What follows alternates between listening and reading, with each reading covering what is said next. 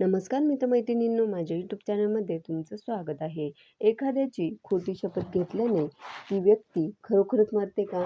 चला जाणून घेऊया याचे गंभीर परिणाम. एखाद्याची खोटी शपथ घेतल्याने ती व्यक्ती खरोखरच मरते का? खोट्या शपथेने खरंच कोणाचा मृत्यू होतो का?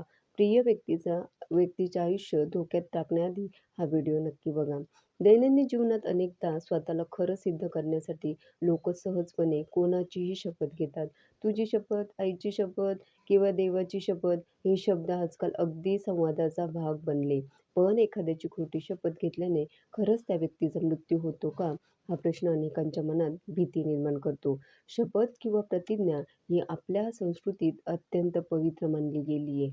प्राण जाय पण वचन न जाय हे ब्रीदवाक्य जपणारा आपला इतिहास आहे. भीष्म पितामह यांनी घेतलेली प्रतिज्ञा त्यांनी मरेपर्यंत पाळली.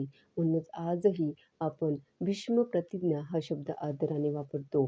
पण आजच्या स्वार्थी जगात स्वार्थापोटी किंवा एखाद्याला फसवण्यासाठी लोक सहज खोट्या शपथा घेतात.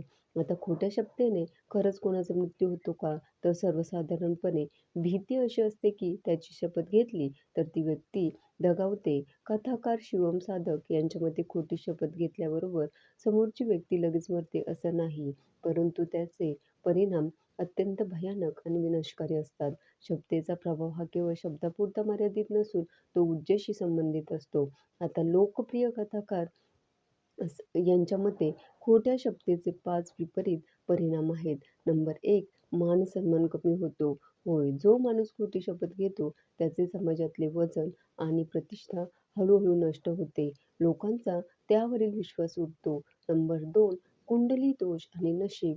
आध्यात्मिक दृष्टिकोनातून खोटी शपथ घेतल्याने व्यक्तीच्या कुंडलीत अशुभ योग निर्माण होतात.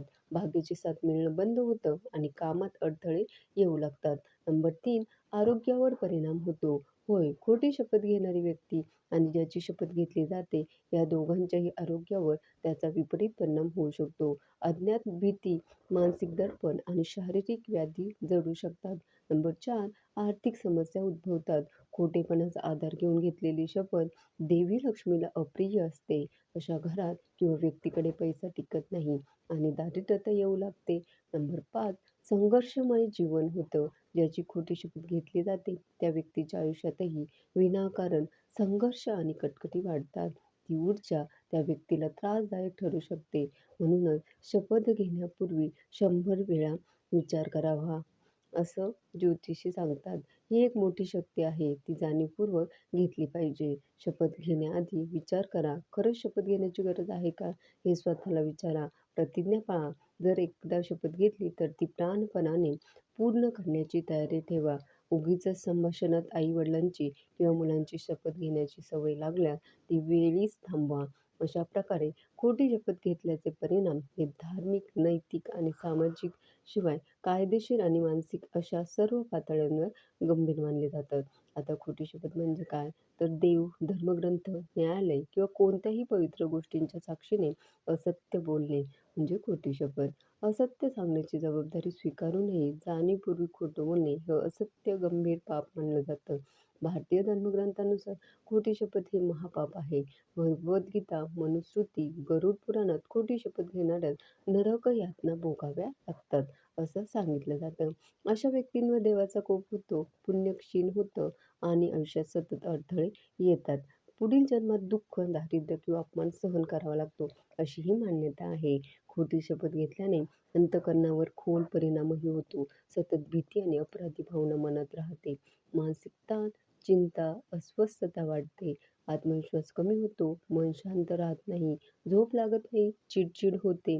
असे परिणाम आपल्याला दिसू लागतात. एकदा खोटं बोलल्यावर ते झाकण्यासाठी पुन्हा खोटं बोलावं लागतं. यामुळे मन अधिक गुंतागुंतीचं होतं. एवढंच नाही तर समाजात खोटी शपथ घेणाऱ्यांची प्रतिमा खराब होते. भविष्यात कोणीही व्यक्ती त्या व्यक्तीवर विश्वास ठेवत नाही. विश्वास हरवला की व्यक्ती एकटी पडते. खोटी शपथ कुटुंबावरही परिणाम करते. घरात वाद, कलह वाढतो. मुलांवर चुकीचा संस्कार होतो. कुटुंबातील सौख्य आणि शांतता नष्ट होते. आर्थिक अडचणी, आजारपण, अपयश वाढू शकतात. न्यायालयात खोटी शपथ घेणं हा सुद्धा एक गंभीर गुन्हा आहे. तर कर्म सिद्धांतानुसार जसे कर्म तसे फळ मिळते. खोटी शपथ घेतल्याने फळ उशिरा का होईना पण नक्की मिळते. आयुष्यात वारंवार संकट येतात, अपयश येतं, नुकसान होतं, सुख, समाधान आणि स्थैर्य दूर जातं. आता खोटी शपथ घेण्याची वेळच येऊ नये यासाठी काय करावं? तर कोणत्याही परिस्थितीत सत्याचा मार्ग स्वीकारावा. सत्य बोलणं कठीण वाटलं तरी